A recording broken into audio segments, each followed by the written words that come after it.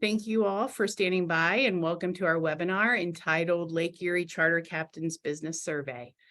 This webinar series called Freshwater Science will highlight Ohio Sea Grant and partnering scientists every month. Every quarter is a different focus, from human health and fish farming to harmful algal blooms and human decision-making, bringing applied research to the public on issues that affect our Lake Erie communities. I am Jill Gentis-Benicki from Ohio Sea Grant and Stone Laboratory, and joining me today is Tori Gabriel from Ohio Sea Grant and Stone Laboratory. Tori Gabriel is the Extension Program Leader for Ohio Sea Grant and also serves as Fisheries Educator. His responsibilities include managing and providing program direction to the Extension side of Ohio Sea Grant, while also focusing on research, education, and outreach on Lake Erie sustainable fisheries. Tori interacts with a variety of Lake Erie stakeholders and often works with groups associated with sport fishing, such as charter captains and fishing associations. Youth education is also prominent in his programming to help build the next generation of Lake Erie stewards. He began his career as an Ohio Sea Grant Extension educator in 2008 and is currently based in the Ottawa County Extension Office in Oak Harbor. We're delighted to have Tori here with us, his charter captain survey. But before we do, I'd like to talk a little bit about the presentation itself. During this presentation, all participants will be in a listen-only mode. Around 12:20, I'll conduct a question and answer session. If you'd like to ask a question during the presentation, please feel free to pull up the chat feature anytime during Tori's talk, and I will collect and pose your questions out to him at the end of his presentation. As a reminder, this webinar has auto captioning and is being recorded to be posted onto our website for later viewing. Also, we will post a webinar survey in the chat feature toward the end of the half an hour. Please take a few minutes after the webinar to fill out that survey. It will help us continue to bring you better webinars. So without any further delay, I'd like to introduce Tori Gabriel, presenting Lake Erie Charter Captains Business Survey. Tori, you should, I think, be able to grab the baton here. Okay. Try that. So how do I grab the baton? Oh, sorry. So you should be able to, I think, George, you may have to release the, there you go. Okay. Are you seeing my share, or do I need to share again? You need to share.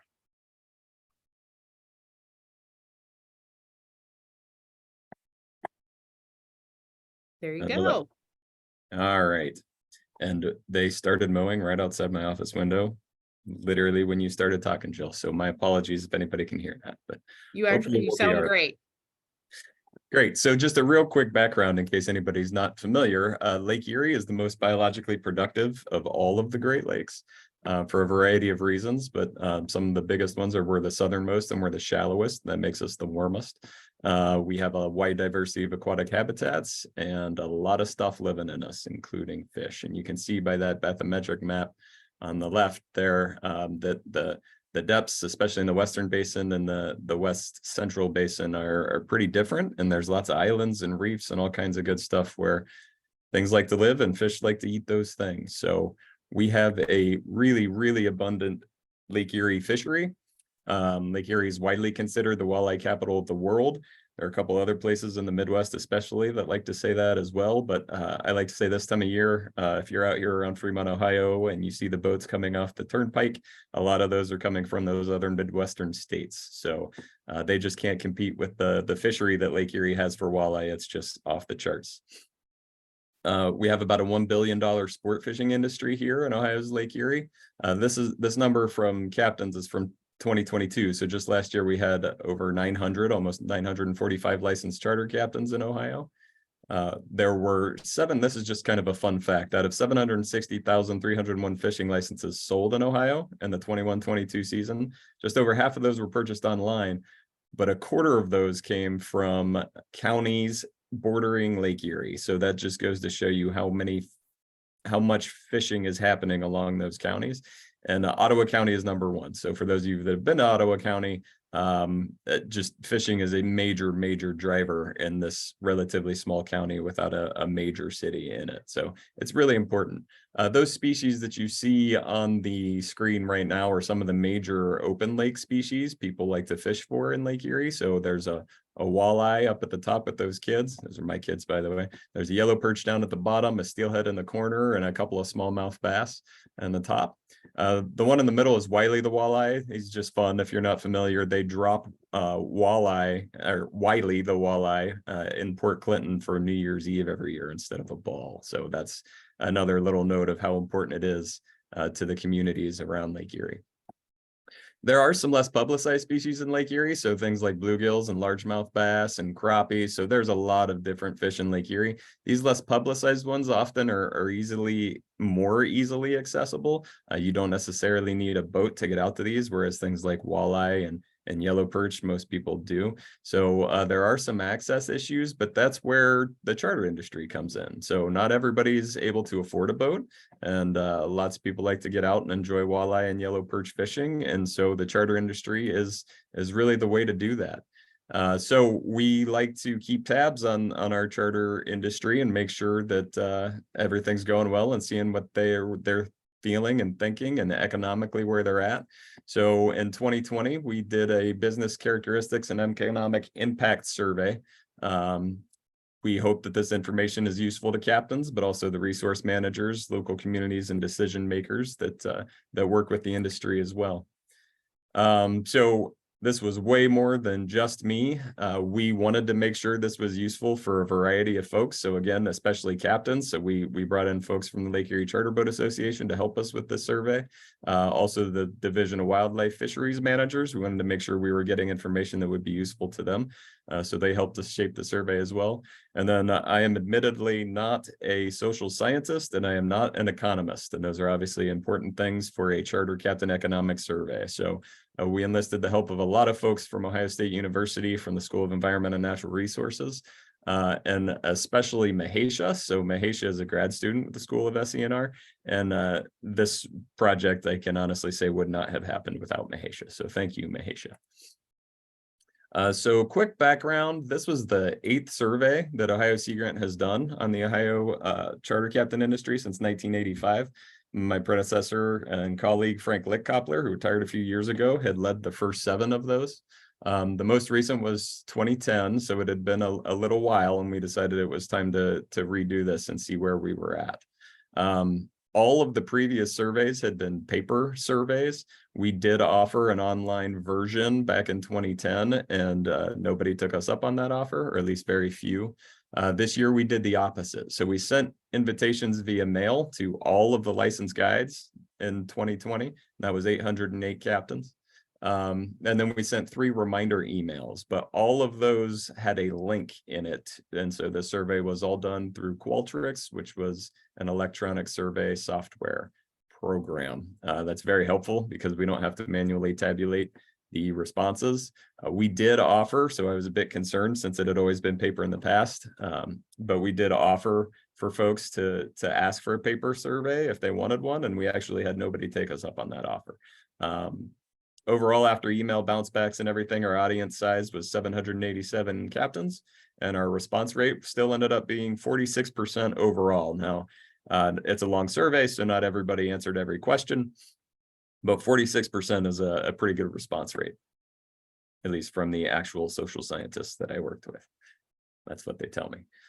So a quick snapshot of the industry. So we estimated 707 active charter firms in 2020. 72% of those held what's called a colloquially anyways, is a 6-pack captain license. That just means that they can carry up to 6 people, paid customers, to take them out fishing. There are captains that can take more people out, but they have a different type of license. So the majority had this 6-pack license. About half of them, just over half, are relatively new captains, and that kind of surprised me. So since 2011, they attained their license, which means that about half, obviously, are pretty experienced. They've been around for 10 years or more, and a quarter of those have actually been around for over 20 years. So we have a really good mix of new captains entering and older experienced captains, I guess I'll put it. And then most of these folks operate as a small business in rural locations. That's obviously important, again, to the economies surrounding these ports and marinas. And then 80% of them owned one boat and 12% owned two boats, which is actually different. I'll show a slide at the very end comparing some data from 2010 to 2020, but that has changed a little bit over the last 10 years. Another fun fact, again, speaking to the importance of the local economy, captains estimate that 60% of their fishing clients came from more than 50 miles away. So again, people are coming from pretty long distances and definitely from other states to come experience Ohio's Lake Erie fishery. It's pretty cool. Specific to the boats, so we asked about their vessels, and the average length is 28 feet. The average age of those vessels is about 20 years. And the average passengers per trip is about 5. Now, recently, anecdotally anyways, it seems like there have been more smaller boat and smaller group charters being offered, but that didn't really reflect in this particular data from 2020. So it'll be interesting if we do this again in the future, how that changes over the years. So some trip characteristics. The big thing is that graphic over there on the right.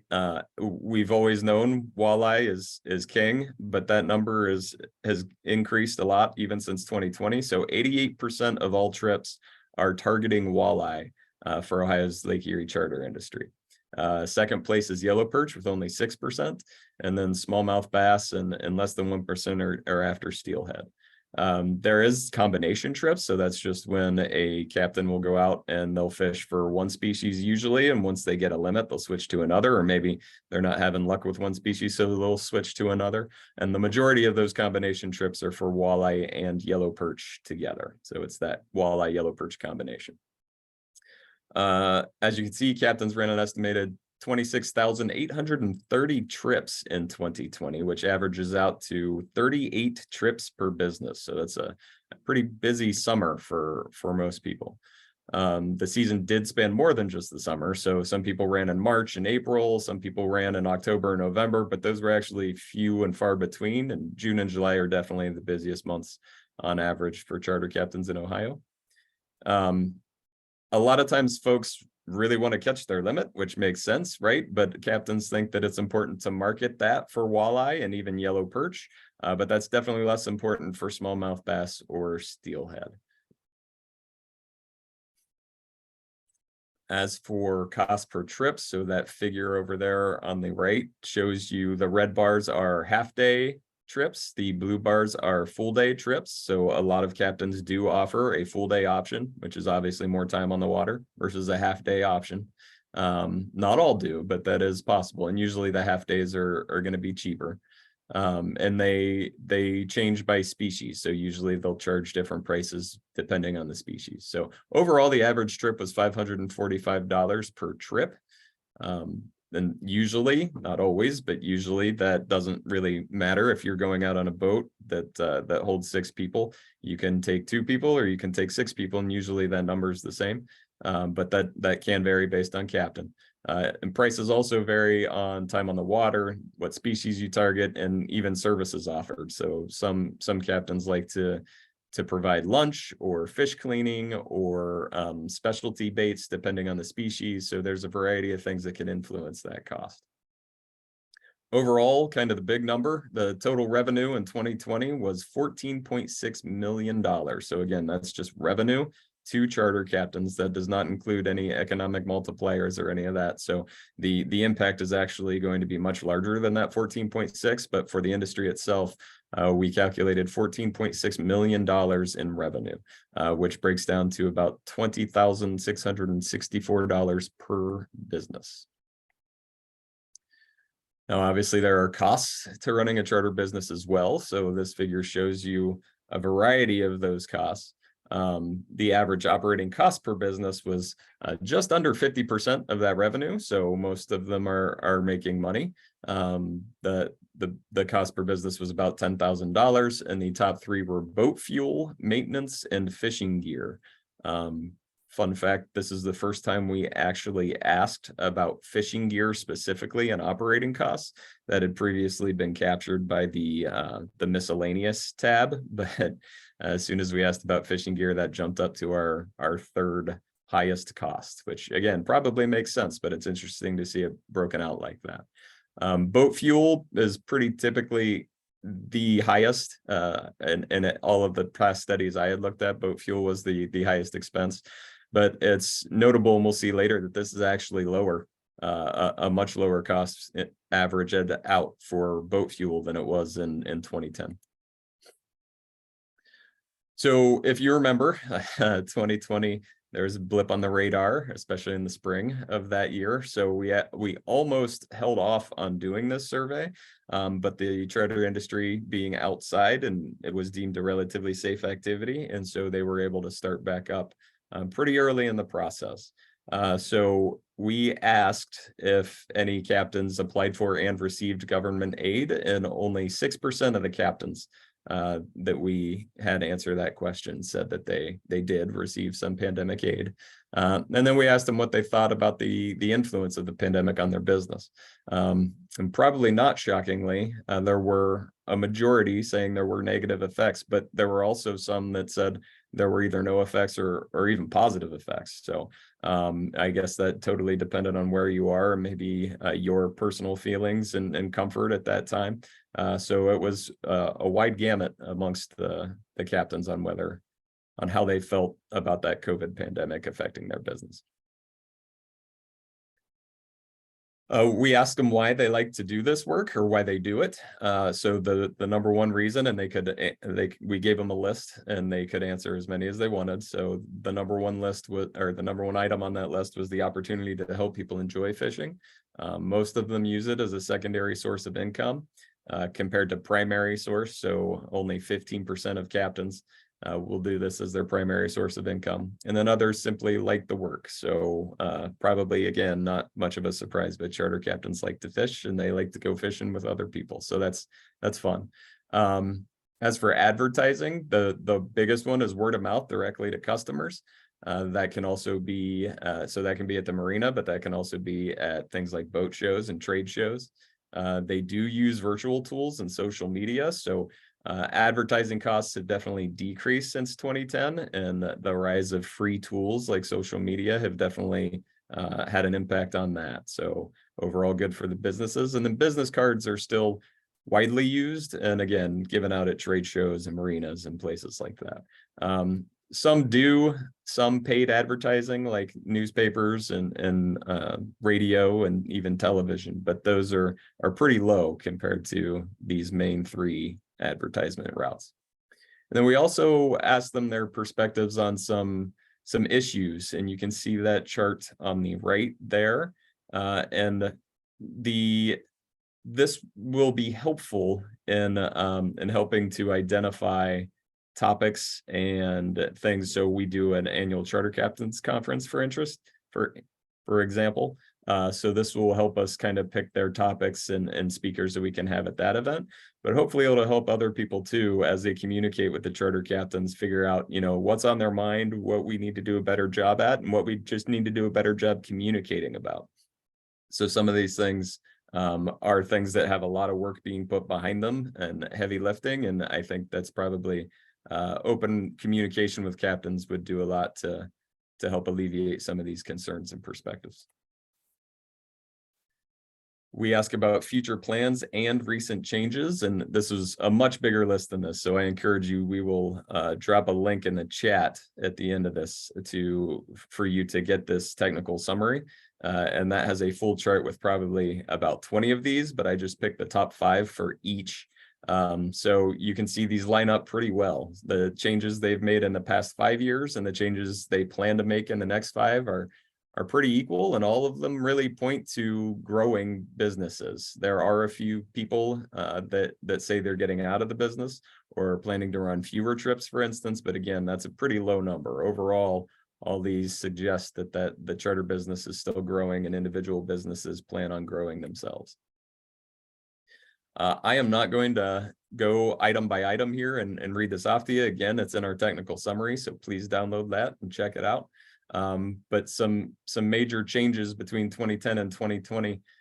Percent of captains that ran multiple trips per day, I found interesting. That's jumped up to 27%, and that's probably reflective of this really stellar walleye population that we have right now. So a lot of folks were able to limit out early in the morning and come back and take a whole nother trip out, and probably limit out again in the afternoon. And we had some captains say they took even 3 or more trips per day. That was pretty rare, but some did claim to do that. On average, they ran more trips. We saw earlier that they're charging more for their services, and so they've got increased revenue as well. And that all leads to that figure of $14.6 million, which was almost a $5 million increase over revenues from 2010. So in conclusion, I think we can say that the charter industry had a very successful 2020 season. Those recent trends and future plans suggest continued growth of the industry. There's a lot of information, I think, in this document that could be used to identify topics and needs that could benefit the industry. I mentioned the Charter Captain Conference earlier, but another thing that we're working on is going to be called Erie Pro. Hopefully, you'll be seeing information on that later. It's going to be a certification program for charter captains that address some of those issues. So we're going to use the information from the survey to inform that program and get those resources into the hands of the captains themselves. And then a big thing that we found is promoting the industry. You know, they're doing well on their own, but with a little more promotion, it could increase coastal tourism even more, could benefit other local businesses in the area. Obviously, people are taking trips from 50 miles or more away. They're probably staying in the area. So local businesses other than charter captains will gain from that. And then ultimately, it'll enable people to experience Lake Erie. And the more people we can get in experiencing Lake Erie, generally, the more people will care about it, and we have a more informed citizenry that appreciates Lake Erie and kind of understands how it works. And you know, fishing can be a powerful tool. It obviously doesn't have to be fishing, but anything you can do to get people out and around Lake Erie, I think will, in the long term, help people understand its importance and really just how amazing of a resource we have here. And kind of piggybacking on that, I leave this slide at the end of all of my presentations, and I really mean it. So again, take anybody at any age out, and I think they'll be able to get a great experience on Lake Erie, and that's a really important thing, but particularly kids. So if you have kids of your own or your friends' kids, and you have the opportunity to get them out on the lake, I like it fishing, but again, anything digging around in the water, taking a seine, going boating, just walking, looking for beach glass, get them outside, get them experience with Lake Erie.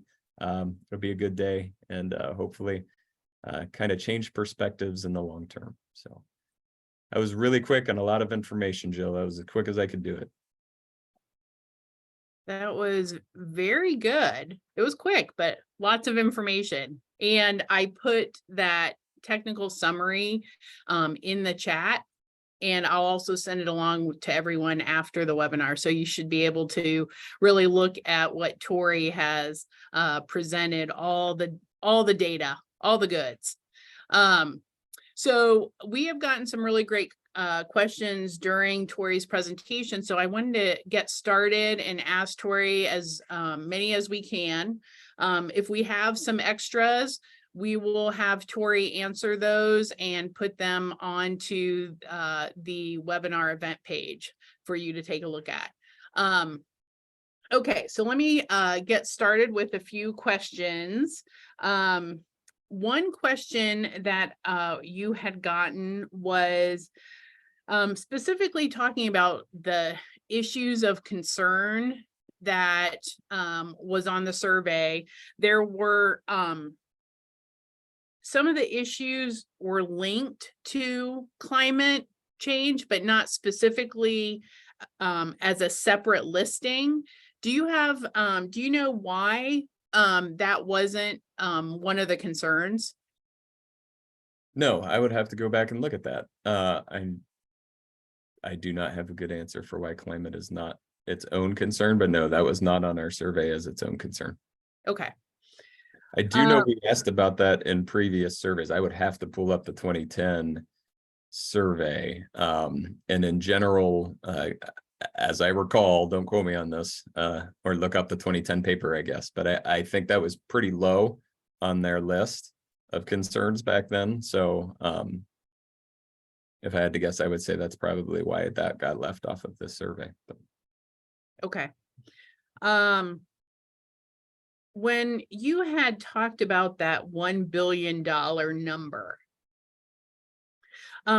would you be able to talk a little bit about what else is included in figuring out that $1 billion number, besides revenue shown in the 2020 survey report? so the only thing, again, not a social scientist or an economist, right? So economic multipliers is the language that I would use there based on what I've read. So that a lot of that data anyway comes from the American Sport Fishing Association, and they have a group that goes out and does that survey and gets that economic data. So the $1 billion figure includes all of their economic multipliers, and then some extrapolations from that to figure out specific to Ohio's Lake Erie. All right.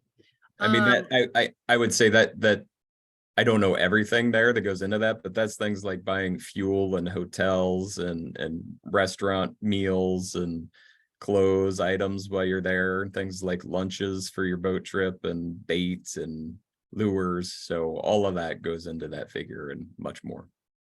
Okay. Let me see. Sorry, I'm looking at a couple of them.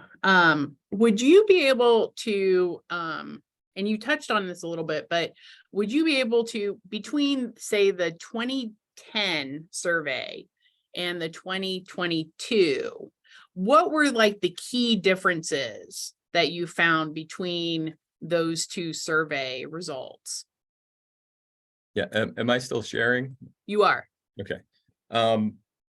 So that's what this, there were many more differences than what are on this chart, but this is the whole chart we put together because these are things that just I and the project team thought were kind of the biggest key differences between those two. So again, please check that technical summary out. And then just a note, I did reference a couple times on here the number of charter captains in 2022 was 945, but note that this data was from the 2020 season. So back then the number of captains was 808. So in just 2 years, we've gotten 140 more captains, and that is not covered in this 2020 data. So hopefully, we'll see. Hopefully we'll be able to do this again in a couple years, and we'll see how that compares as well. But yeah, just a clarification that this is 2020 data, not 2022. Okay. Did I say 2022? Sorry. Yes. I might, sorry. Okay, so I have a couple of questions that are a little off of the survey specifically, but I wanted a chance to be able to ask you these questions. One is, if you have heard any talk about raising the cost of like an out-of-state fishing license. Has there been any talk about that? That this person who was asking, currently it's twice the cost of residents for residents, yet in Michigan, it's 3 times the resident cost. Yeah, that would be a discussion happening in the Division of Wildlife. So I know they have open houses a lot of times in the spring where they discuss that people can express their concerns about things like that, but you could also call them whenever, and they're very receptive to hearing other people's opinions. But I have not heard, I've not been involved with any discussions about potentially raising that or not. Okay.